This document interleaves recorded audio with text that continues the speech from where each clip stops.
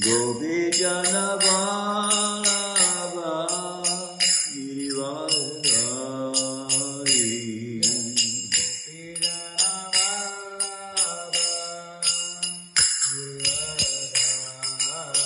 Yashodanandana Braja Janayandana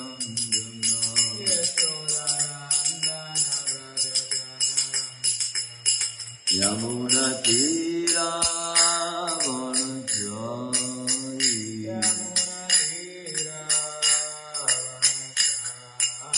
Yamuna Tira Vajari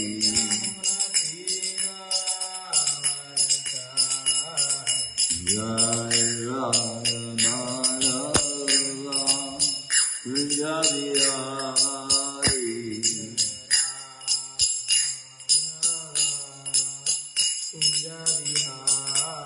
Jai Radha Kunjabihari Kunjabihari Radhi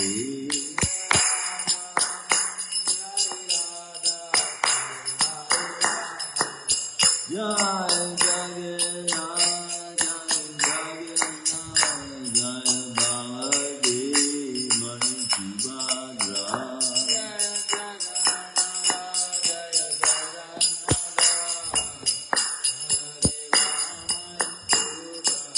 Jaya Srinataji Jaya Bhalupa Jaya Srinataji Jaya Giri Govardhan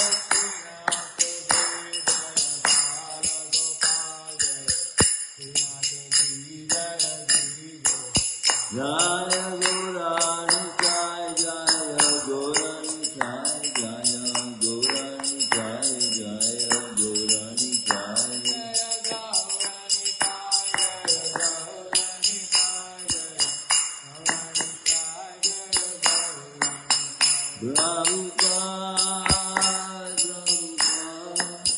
Prabhupada Jaya Srila Prabhupada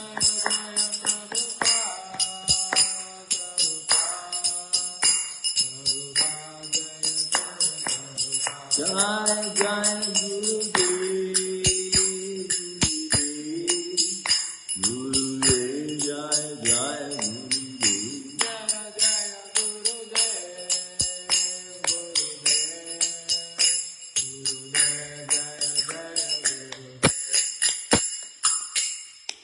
Jai Om Shrimadbhagavatam Paramahamsa Parivarikarya Astotra Satashi Shrimad Divine Grace, founder of Iskana Bhaichar Nadavinda Bhaktivedanta Swami Srila Prabhupada Ki Granthara Shrimadbhagavatam Ki Their most merciful Lordship Shri Shrikanja Vihari Ki Shri Jagannath Shri Baladev Mai Subhadra Ki Shri Nataji Shri Balagopa Ki Jai Shri Shri Gauritai Ki Jai Nitai Go Premanand All glories to the assembled devotees. All glories to the assembled devotees. All glories to the assembled devotees.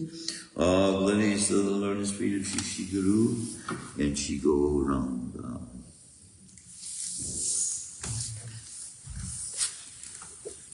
It is wrongly being said on the internet by some people that this philosophy, this Vedic philosophy, is patriarchal in nature. It's the kind of gist that you get from the general public, their belief that our standard life. But we find that quite the contrary. Bhagavad Gita ultimately was brought to its head. The battle of Kurukshetra was brought to its head based on the fact that a woman was brought to be defamed, and lusty men were revealing their desires. But at other points in the scriptures are very revealing as to the perspective of the value of motherhood in the Vedic scriptures. as when we see that head of Ganesh, we know he got his head from he and his father wanting to protect their mother.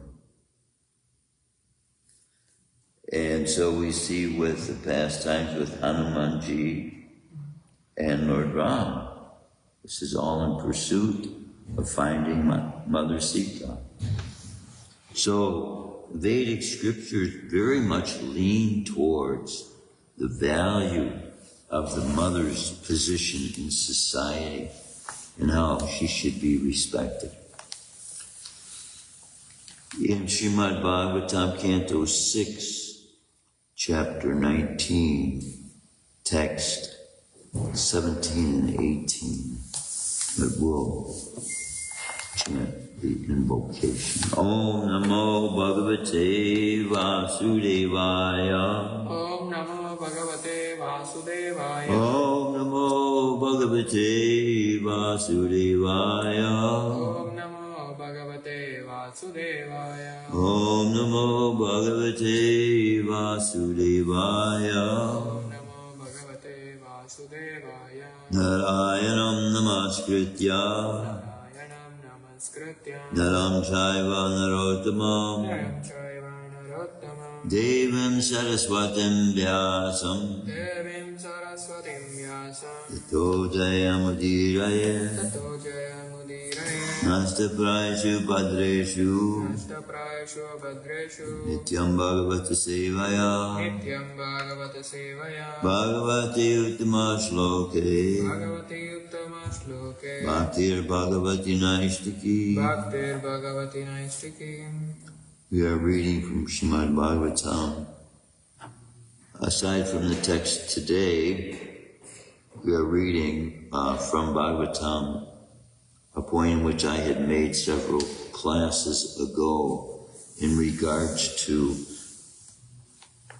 the necessities of family life requiring both parents' attention, and that Krishna is explaining that text 17 and 18 of Canto 6, Chapter 19. Accepting her husband as the representative of the Supreme Person, a wife should worship him with unalloyed devotion by offering him prasad. The husband, being very pleased with his wife, should engage himself in the affairs of his family. Text 18. Between the husband and wife, one person is sufficient to execute this devotional service.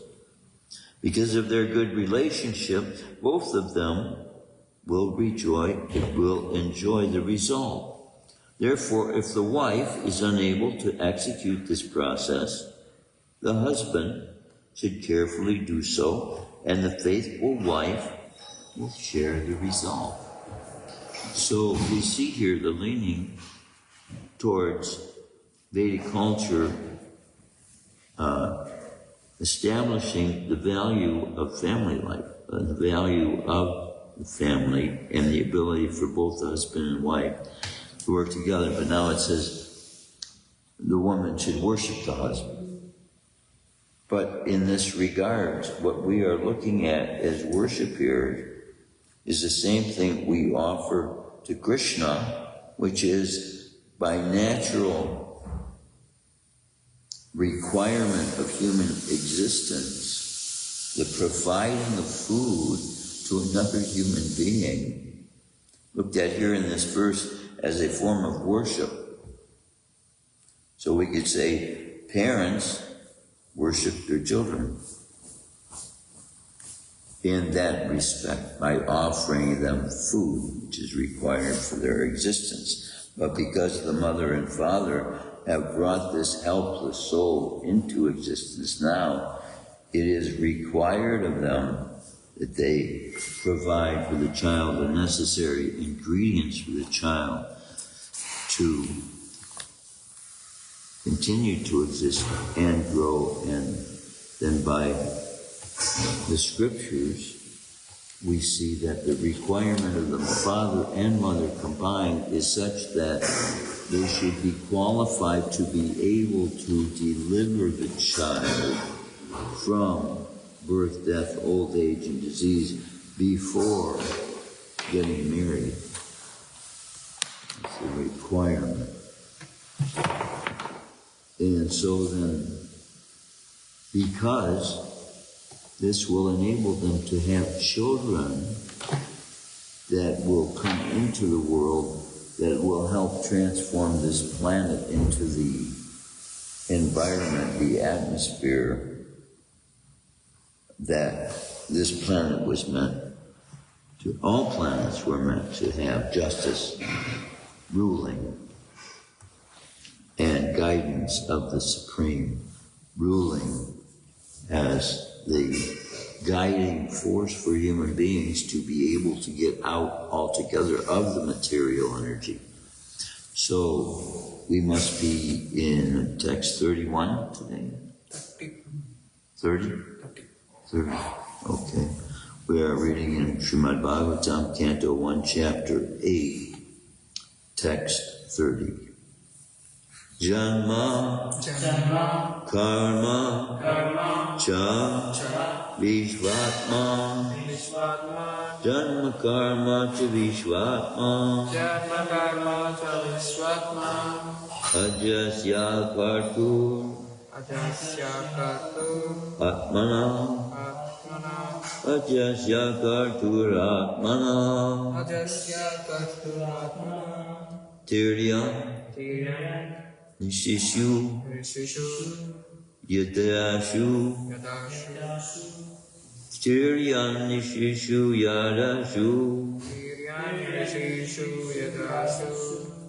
Tad Adyanta Vidambana Tad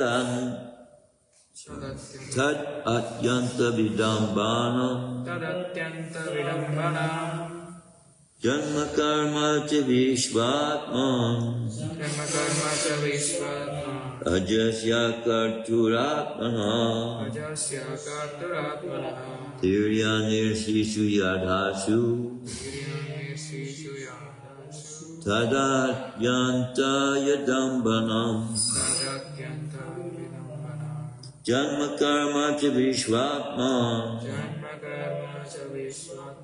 ajasya kartut atmana tiryanir yadasu tadatyanta vidambanam Janma karma cha vishvatman Janma karma cha vishvatman Ajasya karturatmana Tiryan nishu yadasu Tadatyanta vidambanam Janma karma cha vishvatman Ajasya karturatmana Tiryan nishu yadasu Tadatyanta vidambanam Janma karma cha vishvatman Ajasya karturatmana Tiryan nishu yadasu Tadatyanta vidambanam Janma, birth, karma, activity, cha, and Vishvatman, O soul of the universe, Ajasya, of the unborn, Akartu, of the inactive, Atmana, of the vital energy, Triyak, animal, near, human being, Rishishu, in the sages, Yadasu, in the water, Tat, that, Atyanta, Atyanta, veritable, variable, Vidambanam, Vidambana, bewildering. Wildering. Translation and purport by His Divine Grace of Acharyananda Bhaktivedanta Swami Srila Prabhupada. Of course, it is bewildering, O soul of the universe, that you work though you are inactive, and that you take birth though you are the vital force and the unborn. You yourself descend amongst animals, men, sages, and aquatics. Verily, this is bewildering. Please repeat. Of course it is bewildering. Of course it is bewildering, O soul of the O universe, soul of the universe, that you work that you work, though you are inactive, though you are not inactive, and that you take birth that you take birth, though you are the vital force though you are the vital force, and the unborn. and the unborn. You yourself descend You yourself descend amongst animals, animals, men, man, sages, creatures, and aquatics. aquatics. Verily, this is bewildering. Very this is bewildering. Of course it is bewildering, O soul of the universe, that you work though you are inactive, that you take birth though you are the vital force and the unborn. You yourself descend amongst animals, men, sages, and aquatics. Verily, this is bewildering. Purport by His Divine Grace of Acharyananda Bhaktivedanta Swami Srila Prabhupada. The transcendental pastimes of the Lord are not only bewildering, but also apparently contradictory. In other words, they are all inconceivable to the limited thinking power of the human being.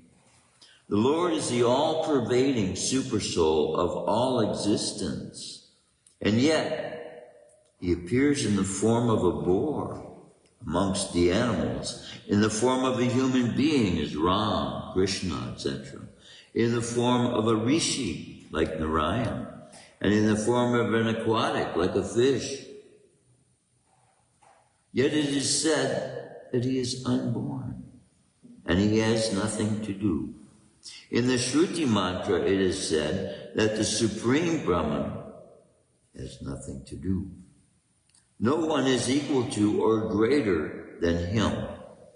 He has manifold energies, and everything is performing by Him. Everything is performed by Him perfectly, by automatic knowledge, strength, and activity. All these statements prove without any question that the Lord's activities, forms, and deeds are all inconceivable to our limited thinking power. And because He is inconceivably powerful, everything is possible in Him.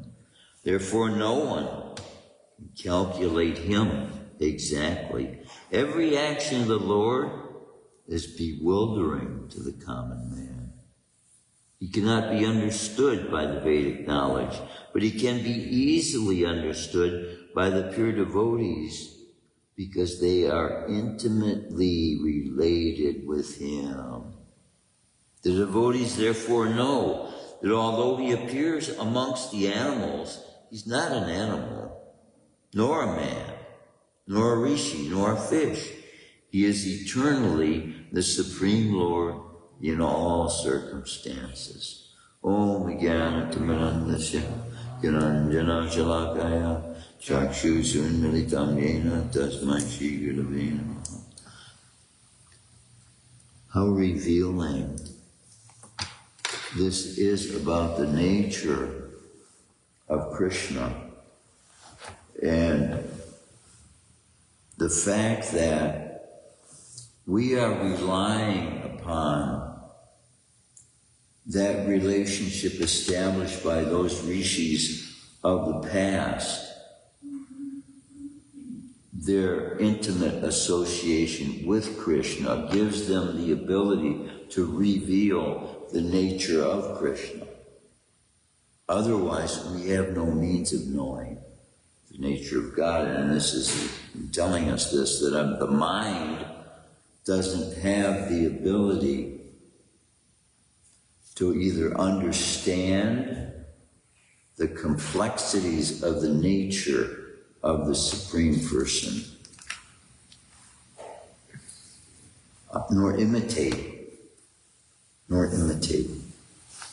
Although he may claim to be, his imitation is described in Bhagavatam as somewhat of a joke to Krishna, if you can imagine.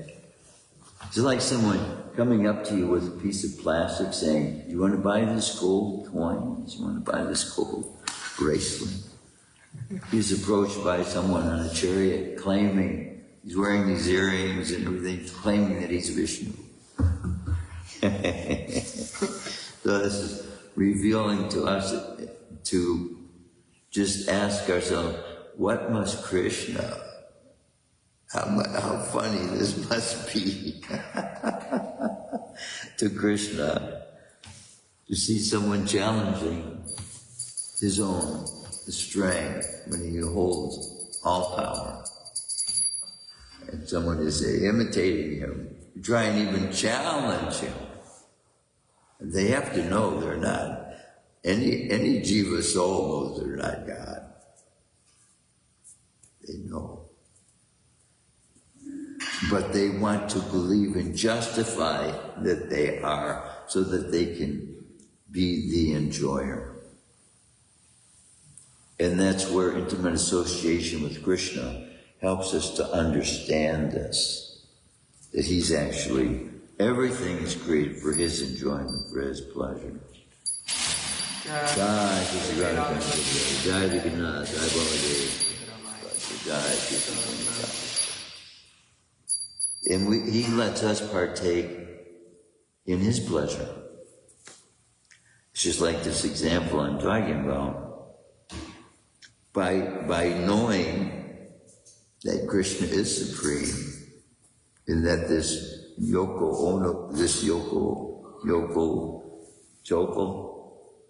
Bogi Yogi, so we used to call them Bogi Yogis, when they say they are God, then they make a joke. They make a joke of who God really is, the Supreme Absolute, in the statement that God can be controlled by the material energy. And so then, if that's true, then there's no hope for any living entities. But Krishna is revealing to us a nature that we can come to understand. We can seek the reality of for the rest of our existence in this material world. And because our material mind is of the nature it is, we won't come to the full understanding of the nature of eternity. Eternity, which is that which is the soul is made of, the substance. Eternity is a substance as well as a quality. It is the nature of the substance that the soul is.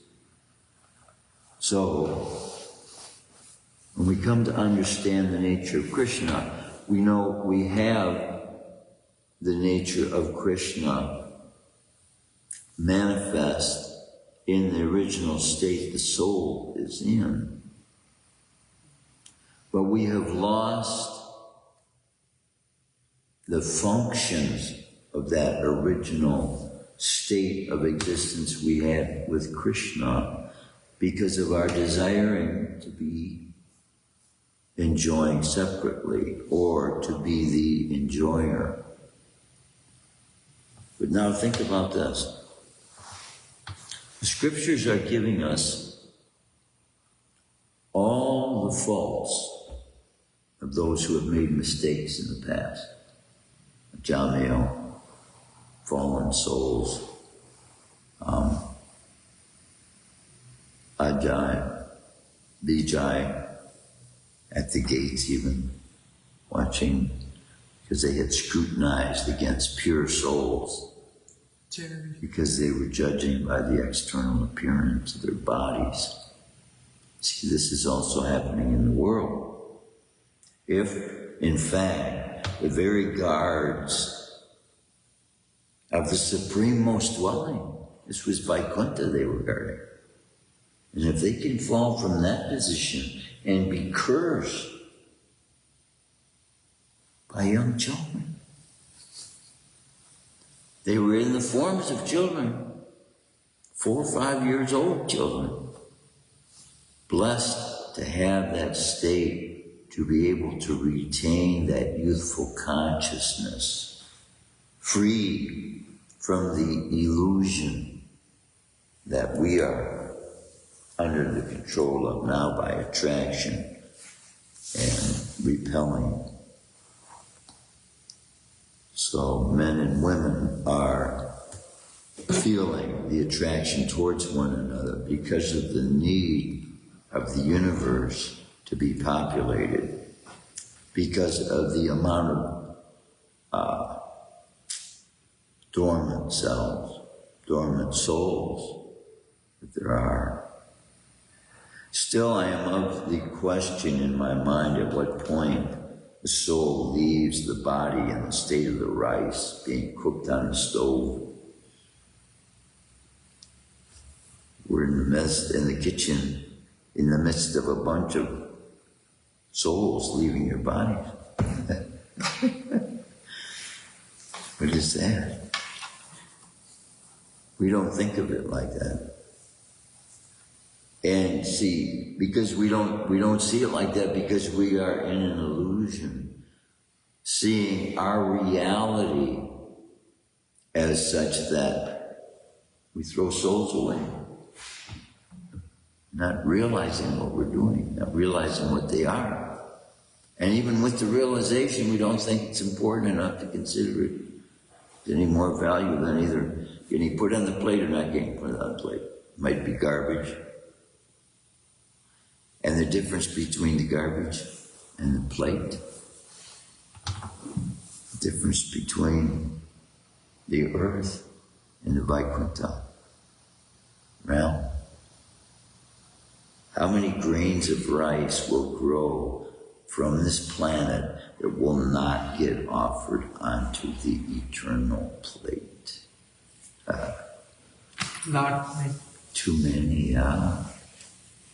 And yet, all of those that are going on to the plate being offered to Krishna are getting that beneficial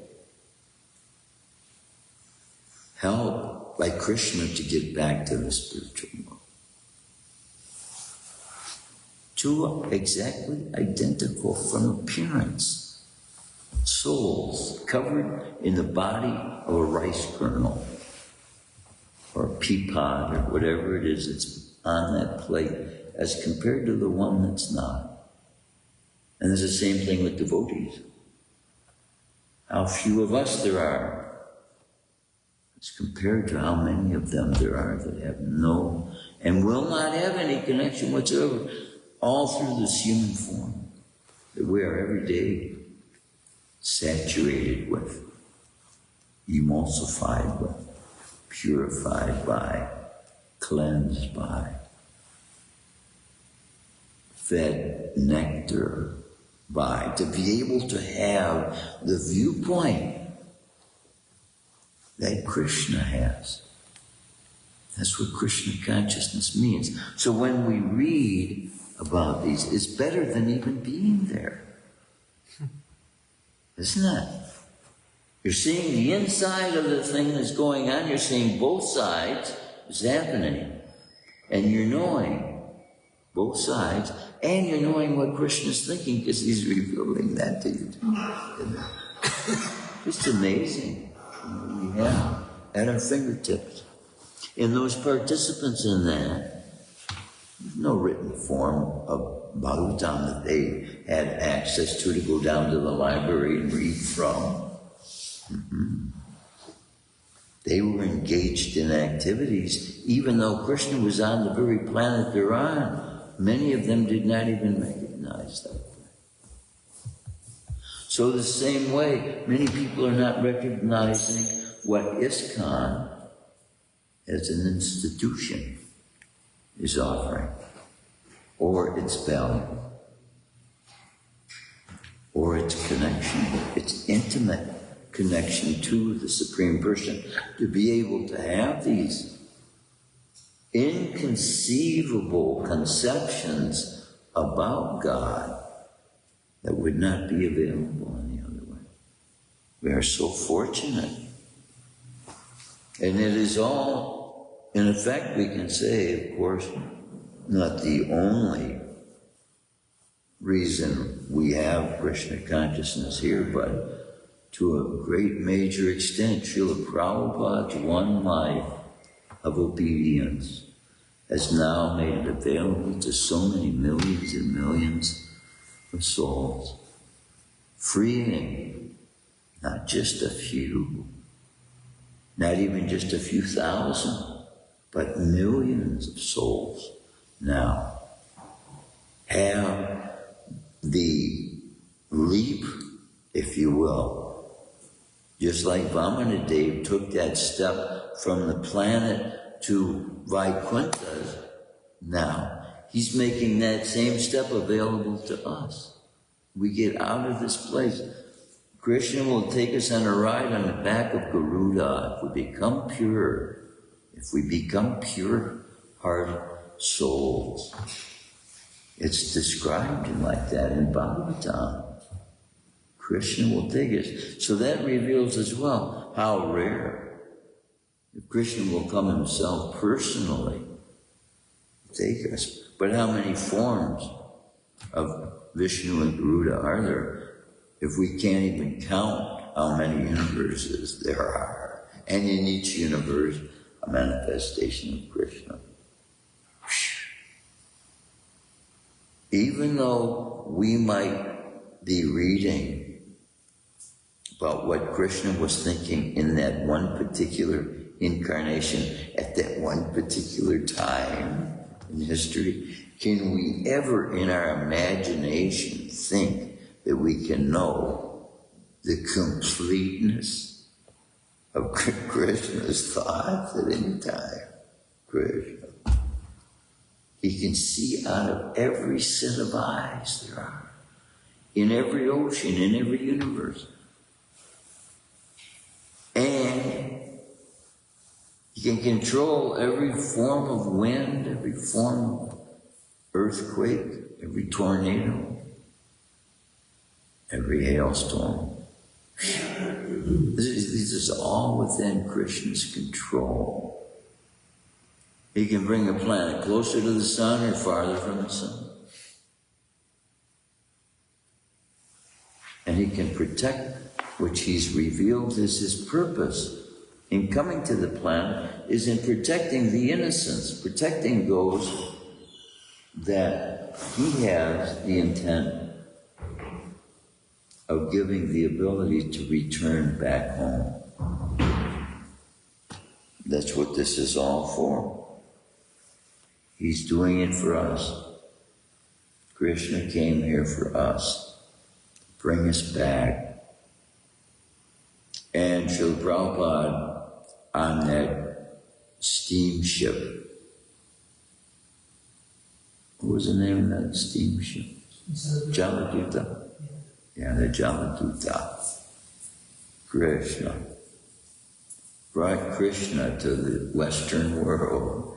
Wow. Now Krishna lives at 383 Lenox, Detroit. Who would believe God, in his ultimate supreme controlling power and divine energy, would choose such a place as this to come to bring mercy, to bring mercy. That's why he comes. Bring mercy to the fallen, healing to the sick, to lift up the fallen,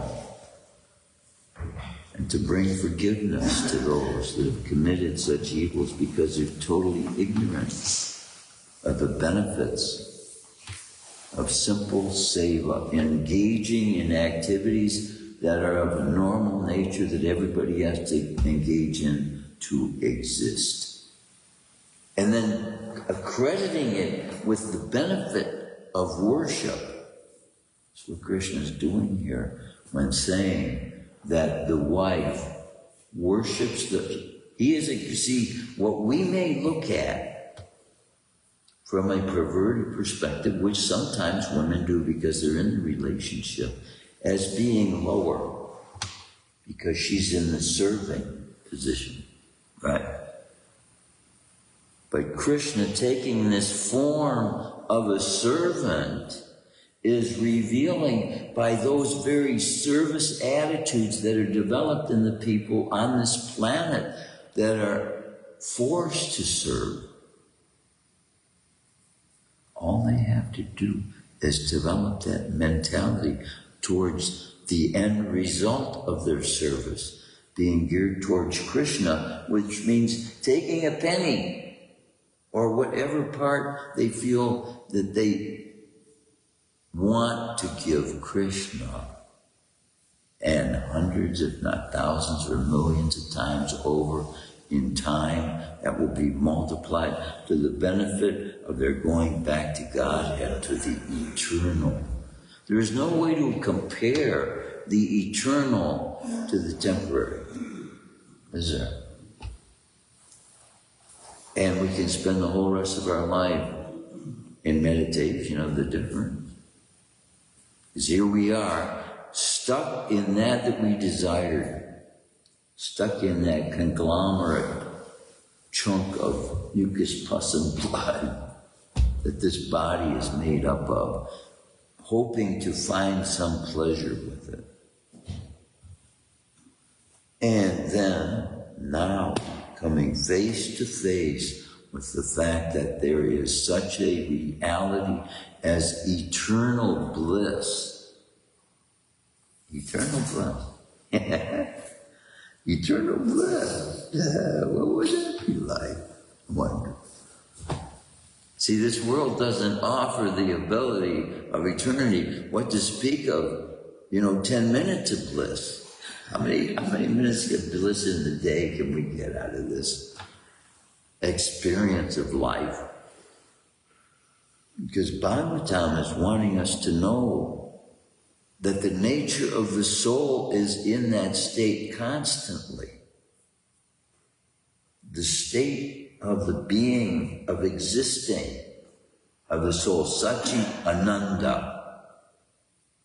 And Krishna is that unlimitedly. And as we can know through our day, as much as we're not experiencing that Ananda, we're not fully understanding our own eternal nature and our own present grasp, hands reach to what Ananda is. It's there available all the time through this process of chanting. Hare Krishna, Krishna Krishna, Hare Hare, Hare Rama, Rama Rama, Hare Hare. Now in my later days, I'm not chanting as much as I used to. But what happens? I can't control the symptoms. You start crying, or you start laughing uncontrollably. Because if Krishna can't control it, how do we think we can control it? You think we can control love? You control love, you can't control love. And it is a force that Krishna wants everyone to have, to experience. The same desire Srimati Radharani had for Krishna to experience in her separation from him at Kurukshetra.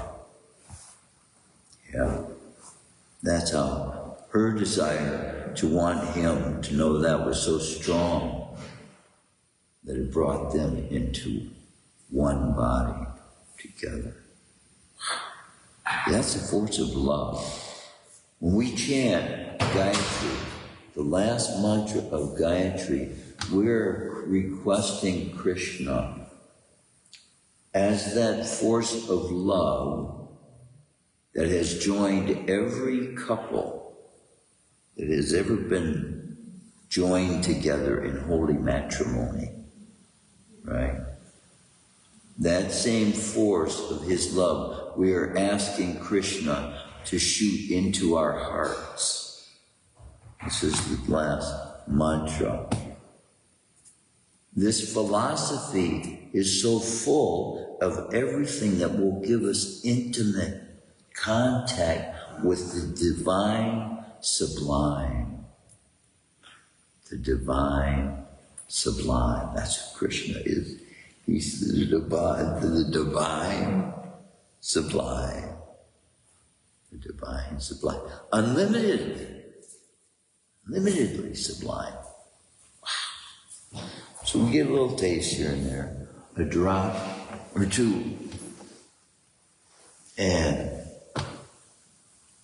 what we don't know is it's all we can take at this moment, because these physical bodies are not capable.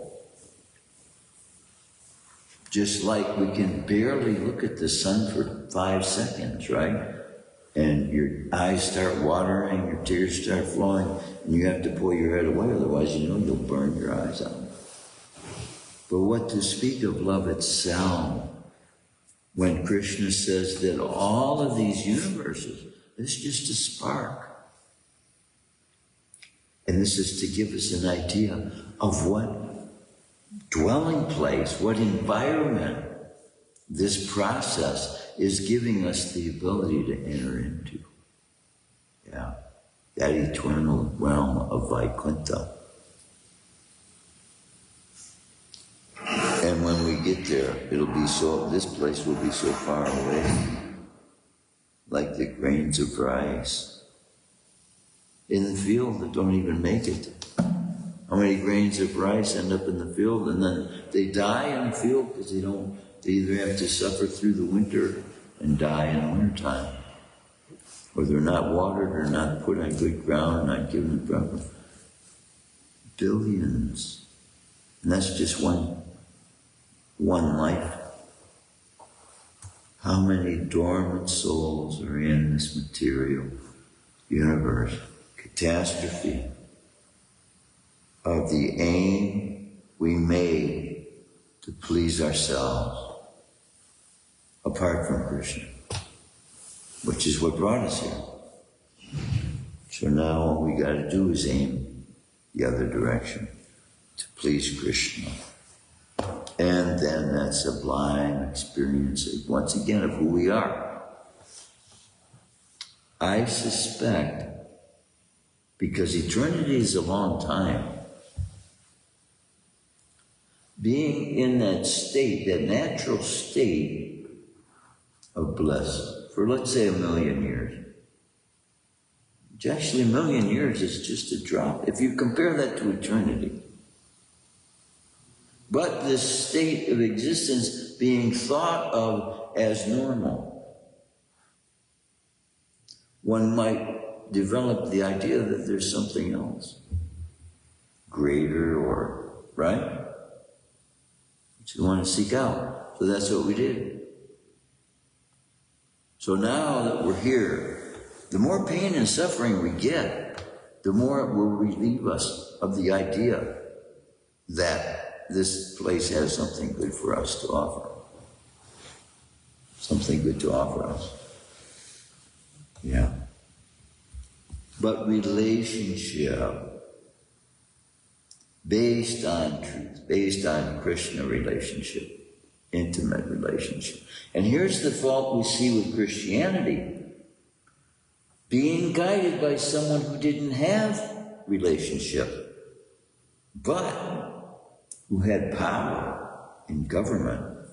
Paul, the Apostle Paul, a Roman soldier being knocked off his horse by a great light.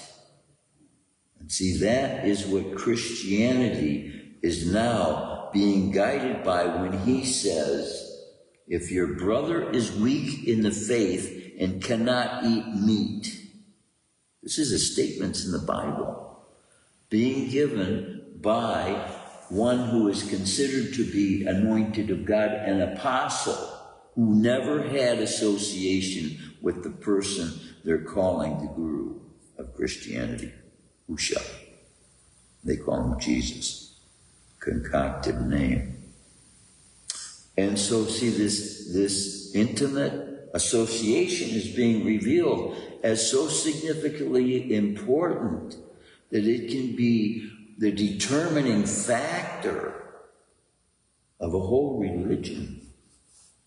And the amount of people persuaded by the philosophy of the religion, and to justify the killing of the cow in so doing. They're justifying that by believing that the cow was right to kill for the reason of forgiving sins of mankind. That in man sacrificing a cow now and feeling the pain of that, then it would deter him from committing sin again. But over the years, what happened is men started becoming wealthy off the sins of others. And by raising these cows and herds of lambs and goats and all these other things that were becoming offerable, this became a trade, a profession, which Srila Prabhupada says also we should not fall into the category of people preaching as a profession for a paycheck. Srila Prabhupada discourages against that. And why? Is because a Brahmin has such expertise, vision about the failures of society that he can't be distracted from his vision of seeing right from wrong by people persuading him by bribes. And this is going on in government right now, and this is the downfall of all the nations. This is why Srila Prabhupada said, there's only one class of people that has not been established in society. That is the Brahminical class. So even the spiritual leaders are not acting from a Brahminical perspective. They're not acting from a Krishna conscious perspective to be able to give proper guidance to society, to be able to stop wars. Mr. Trump wants to stop war, but what he doesn't know is he has to stop killing other forms of life that are not required for the continuance of human beings' existence. You don't have to kill any other family member. So what are family members? They have children, they have lung, they give birth, they care for their young, they train their young. There are parents and there are children in families. But scientifically, we classify vegetables into what we call families, but they don't care for their young. They may give birth, as we see it, but even with that, well, I take it back. Plants are actually sensitive. This is why there are actually mantras to pick food. And those mantras are beneficial for the plant.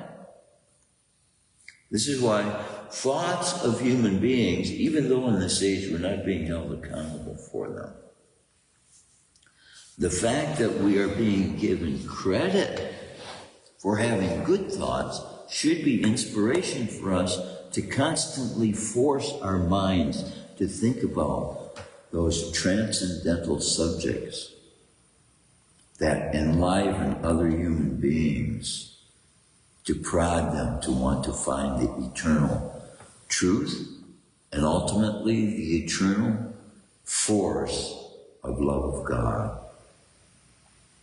All-powerful love of God, satisfying every sense of the body, every sense that there is, and beyond what we are not able to even know is capable of being satisfied at this point in life, because to a great extent we don't really know what's good for us.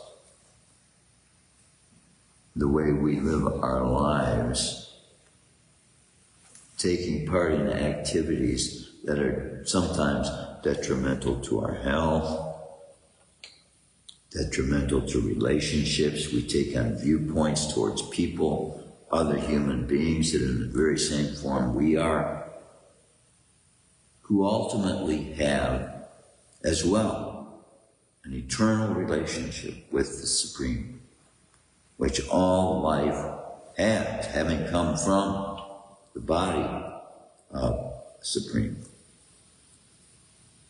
And we all fit in. But we won't fit exactly together until we develop that consciousness of being a part of one body. We came out of one body to get in here, but by being a part of one body, I mean, we make up a whole life. There is a totality of life, which brings me to the question now of whether there was ever a time in which there was no mortal place, there was no temporary place, there was no material universe. I wonder if there ever was such time. We go back and see, eternity is a long time. And if we have been existing in that amount of time, people who are ignorant and do not actually study the quality of eternity have the idea of eternity, that eternity means if a monkey jumped on a typewriter's keys for eternity, that eventually they will come up with some great Shakespeare play or something. This is total ignorance. Time, in and of itself, doesn't allow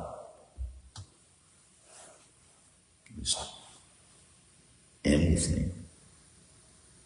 Krishna's laws don't allow anything. There are certain limits. And when those limits are brought to where God can't put up with them anymore, then wars. And Bhagavad Gita. So what would be looked at as the worst event in a human's existence, a war, also brought about one of the best events, conversation of Krishna and Arjuna in the very middle of this war.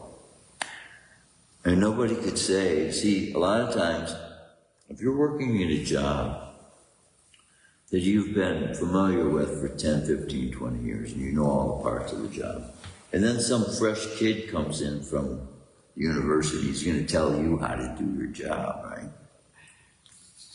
So this is kind of the way things happen with people on spiritual paths that get the idea that they know God before knowing the intimate associates of God. So they have nothing to rely upon if they jump directly into their idea of who God is, but their own mind. Because God exists in every kind of form you can think of, you could say from one perspective, they can't create any form with their mind. It's not correct. But Krishna directs specifically, telling Arjuna what form to meditate upon with him as well. He says, think upon me with that form playing the flute. Why? That's what relationship Krishna wants to have. And he gives this in a conversation that he knows is going to go out to future generations. And he's calling us all to be his most beloved. To dance with him. At the Mongol dance. To sing with him. To jump up and down with him in glorious ecstasy about the fact that he loves us. It's all about Krishna's love for us. When we talk about love, we're talking about Krishna's love for us. And then in its purest state, we're talking about Shrimati Radharani's love for Krishna. Right? That's our aim. So in effect, we're aiming for Radharani thoughts, which would be Radharani consciousness, towards Krishna, which then makes it Krishna consciousness, because that's the love for Krishna is a reflection of what love Krishna is allowing us to see that he has for us, to the extent that we're able to reciprocate. Of course, Krishna gives us more, because he is that love we're looking for.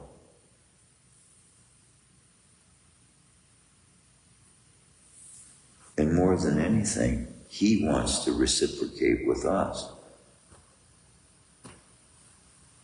But we have to surrender as well, and he has qualifications and restrictions and designations of what he is most pleased with, most happy with. And so we can take appreciation for the fact that he's giving us that understanding, because he's going to bring us to that perfection. He doesn't give these things for nothing. And this movement was established by Krishna. This house was built by Krishna, Krishna's energy. And so, to that extent that we surrender to that valuable protection that Krishna is giving the shelter of through ISKCON, then we will gain the benefits of that automatically. And it happens just by engaging in those natural activities every day that we would engage for ourselves by, and now we engage in them for Krishna instead. Pretty simple line.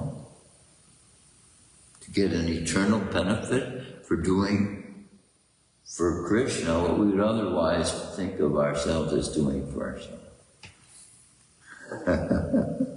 That's a pretty good deal, I'd say. Krishna is the best bargain when you look at that. Did you see that? There's a account in the Krishna book about this Mataji. She was just a poor beggar lady, and she had fruit she was giving out. So she gave Krishna a piece of fruit.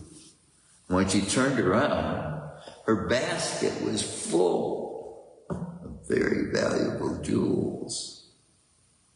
Very valuable jewels. That was now, worth millions of times more than the few pieces of fruit she had in her basket. And that was her love for Krishna being manifest in that form. As a valuable thing to all the rest of society. Of course, we can't put the value on these kinds of things, but they're given as examples so we know how much Krishna wants to reciprocate with us. And to the extent that we reciprocate with him in following his instructions, then we get reciprocation from Krishna. And it's his process, but he made it for people like us. And that's why we are the most fortunate souls in the whole world. Prabhu. You, everyone who is a devotee of Krishna, by being a devotee of Krishna, surrendering to the process of Krishna consciousness, then he becomes the most valuable. Why? Because now, through connection with Krishna and knowledge of Krishna, we can liberate other souls from the bond of birth, death, old age, and disease by giving them that same connection we have through the chanting of Krishna's holy names. We have the greatest gift. We weren't even looking, maybe, to get some reward, but you can be sure this Krishna consciousness movement, in offering the inside details of God's own relationships and revealing the purity of his love, this is what we're being given. So we are the most wealthy souls on the planet who have love of Krishna in their hearts. Any comments, any questions? There were no for today. Any realizations? Thank you, Prabhu. Yeah. Grantaraj Shrimadbhagavatam ki jai. Srila Prabhupada ki jai.